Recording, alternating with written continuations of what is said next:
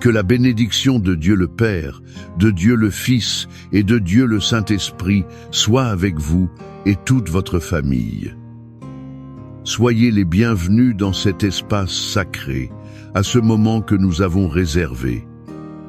Nous voulons nous déconnecter du bruit du monde et nous connecter au cœur de notre Père Céleste.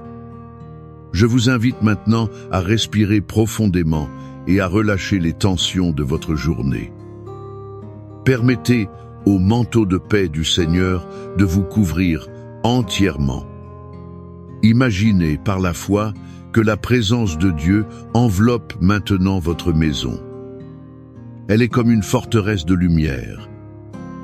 Le sceau de la protection divine est placé sur votre porte, votre esprit et le cœur de chaque membre de votre famille.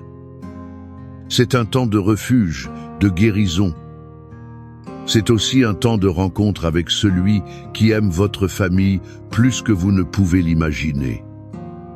Ensemble, nous allons implorer la protection, l'unité et la restauration que lui seul peut apporter. Maintenant, dans l'unité de la foi, levons-nous en esprit pour prendre notre position d'autorité en Christ Jésus. Entrons dans un moment de prière et de bataille spirituelle. Notre lutte n'est pas contre des personnes, mais contre les forces spirituelles de la méchanceté qui tentent de semer la discorde et la destruction dans nos foyers. Par conséquent, respirez profondément et joignez votre voix à la mienne. Père Céleste, au nom de ton Fils bien-aimé, Jésus-Christ, nous nous présentons devant ton trône de grâce. Nous nous couvrons et couvrons chaque membre de nos familles avec le sang précieux de l'agneau. Ce sang nous purifie de tout péché et nous protège de tout mal. Avec l'autorité qui nous a été accordée en Christ, nous nous levons contre tout esprit de division, de discorde et d'amertume.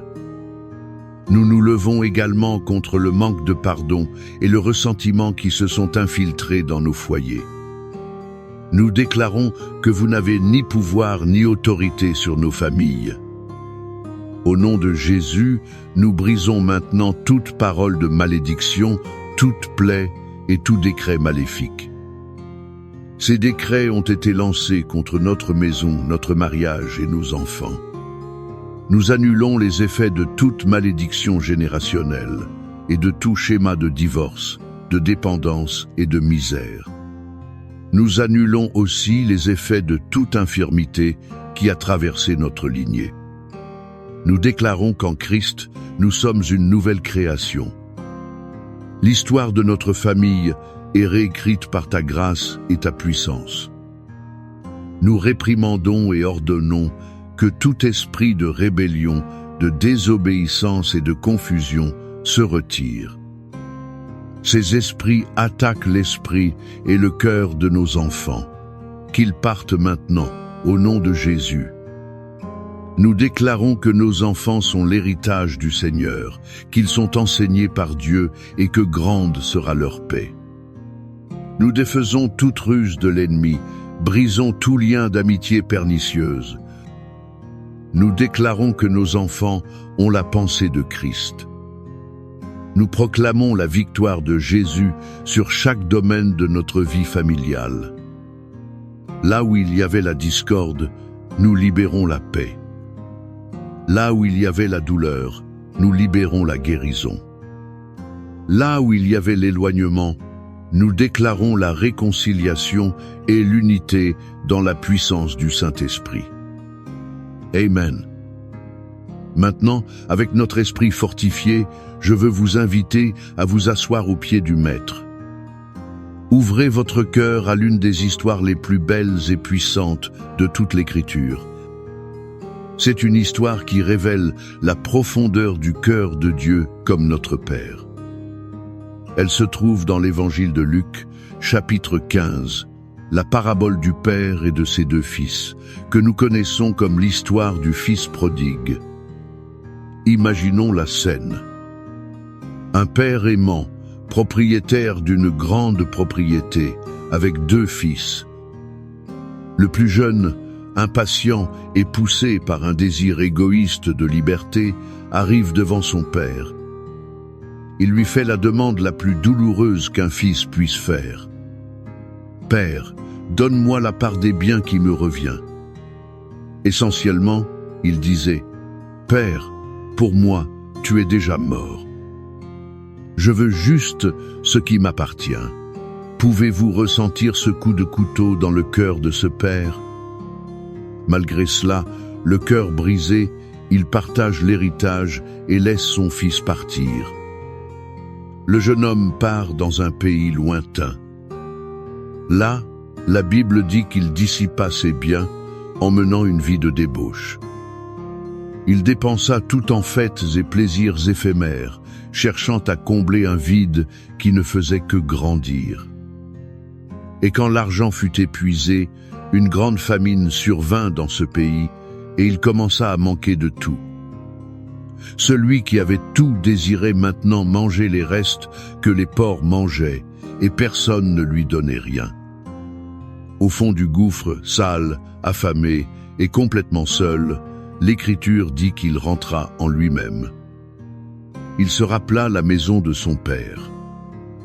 Il se souvint que même les serviteurs de son père avaient du pain en abondance, tandis que lui mourait de faim. Et à ce moment-là, il prit la décision de revenir. Pendant ce temps, que faisait le père? L'histoire nous fait comprendre que chaque jour, ce père montait sur une hauteur et regardait la route, attendant. Son cœur n'a jamais abandonné. Son espérance n'est jamais morte. Et puis, un jour, il aperçoit une silhouette au loin. Sale, boitant, maigre. Mais le cœur d'un père reconnaît son fils. Et que fait-il? Attend-il que son fils arrive et s'humilie? Non. La Bible dit que le père, ému d'une intime compassion, courut à la rencontre de son fils, se jeta à son cou et le couvrit de baisers. Avant que le fils ne puisse terminer son discours de repentir préparé, le père l'avait déjà pardonné. Il ne dit pas « je te l'avais dit », il ne demande pas « où étais-tu ». Il l'embrasse simplement et crie au serviteur « apportez vite la plus belle robe. Mettez un anneau à son doigt et des sandales à ses pieds. Apportez le veau gras et tuez-le. Faisons la fête et réjouissons-nous, car mon fils était mort et il est revenu à la vie. Il était perdu et a été retrouvé. » Cette histoire, mes chers, est le portrait du cœur de Dieu pour votre famille.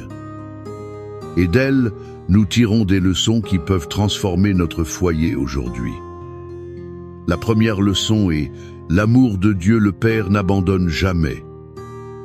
Peut-être êtes-vous un père ou une mère le cœur saignant pour un enfant qui s'est éloigné. Un enfant qui a pris de mauvaises décisions ou qui vit dans un pays lointain. Peut-être regardez-vous votre mariage et ne voyez-vous que la distance et la douleur d'un conjoint. Un conjoint qui semble s'être perdu. Écoutez bien, le Père Céleste ne cesse jamais de regarder la route. Son amour ne se fonde pas sur notre performance, mais sur notre identité d'enfant. Il continue d'attendre, les bras ouverts, pleins de compassion. N'abandonnez pas la prière, n'abandonnez pas l'amour. Car l'amour du Père qui habite en vous est la force la plus puissante. C'est elle qui ramènera quelqu'un à la maison. La deuxième leçon est il y a toujours un chemin de retour. Le fils prodigue n'a eu besoin que d'un moment de lucidité, de rentrer en lui-même pour entamer le chemin du retour. Peu importe la profondeur du gouffre, la distance que nous avons parcourue ou à quel point nous nous sentons souillés. Le chemin du retour vers la maison du Père est toujours ouvert. L'humilité de reconnaître l'erreur est le premier pas. Et pour vous qui nous écoutez, C'est peu, être vous qui devez rentrer en vous-même et revenir. Revenir vers votre conjoint avec une demande de pardon. Revenir vers vos enfants avec un câlin qui leur était refusé. Revenir vers Dieu, le Père qui vous attend avec impatience. Et la troisième et plus puissante leçon, c'est le pouvoir du pardon qui restaure la famille. Ce Père n'a pas seulement pardonné avec des mots, il a restauré l'identité de son Fils. La plus belle robe a enlevé le vêtement de la honte. L'anneau a restauré son autorité et sa filiation. Les sandales ont restauré sa dignité d'homme libre. Et la fête a célébré la vie et la réconciliation. Y a-t-il un pardon qui doit être libéré dans votre foyer pour que la fête de la restauration puisse commencer? L'orgueil a-t-il empêché l'étreinte de la réconciliation dans votre famille? Pensez-y.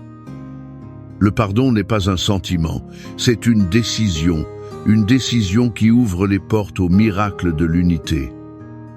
Cette image du Père qui court pour nous protéger, qui nous couvre de son manteau d'honneur et nous restaure est la même. C'est celle que les psaumes nous dépeignent avec des paroles de pouvoir éternel. L'amour du Père qui attend à la porte est le même amour qui promet d'être notre refuge et notre forteresse.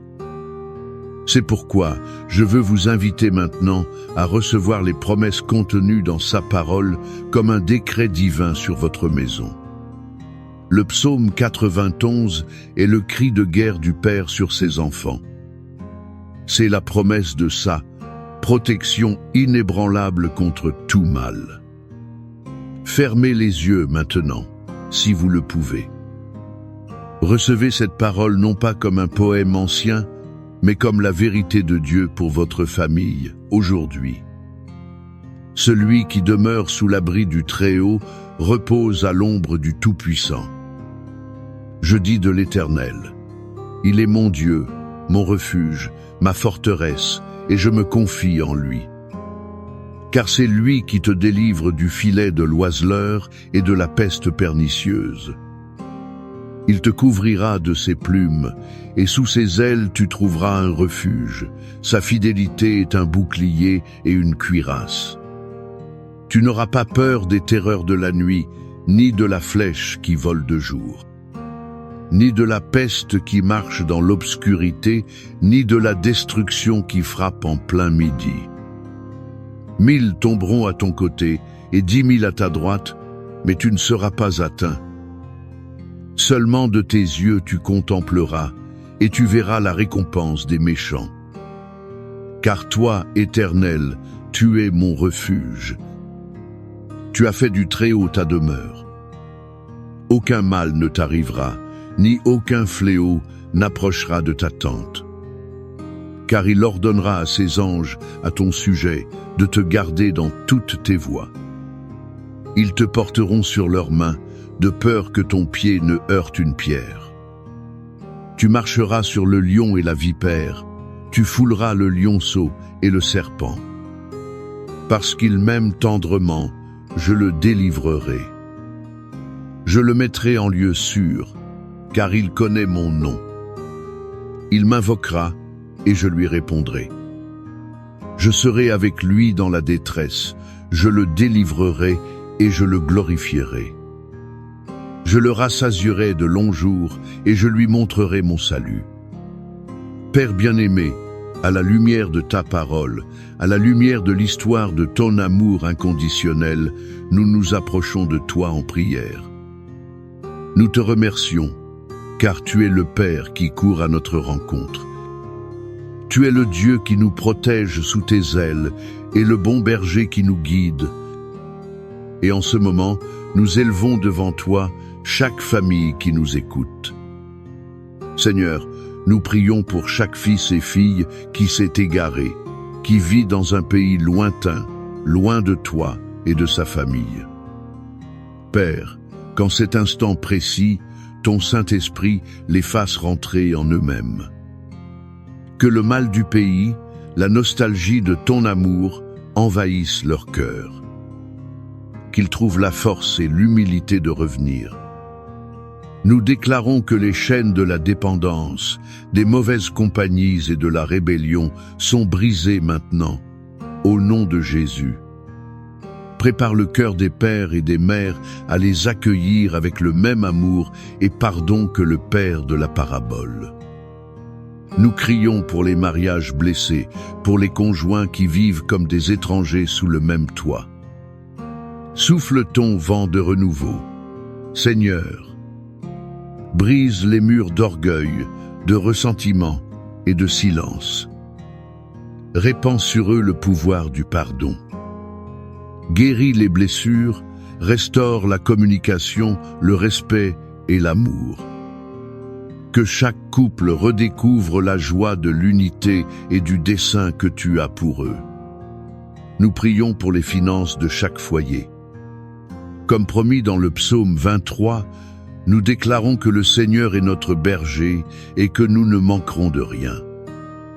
Ouvre les portes de l'emploi et de la provision, multiplie les ressources. Enseigne-nous à être de bons intendants de tes bénédictions. Nous réprimandons tout esprit de misère et de dette, et nous libérons ta prospérité sur chaque famille. Et enfin, Père, nous prions pour la guérison. Guérison pour les corps malades, soulagement pour les douleurs. Paix pour les esprits anxieux et les cœurs angoissés. Guérison pour les souvenirs douloureux et les traumatismes du passé. Que ta présence guérissante coule maintenant à travers chaque maison, apportant une restauration complète dans l'esprit, l'âme et le corps. Nous recevons ta paix qui surpasse toute intelligence.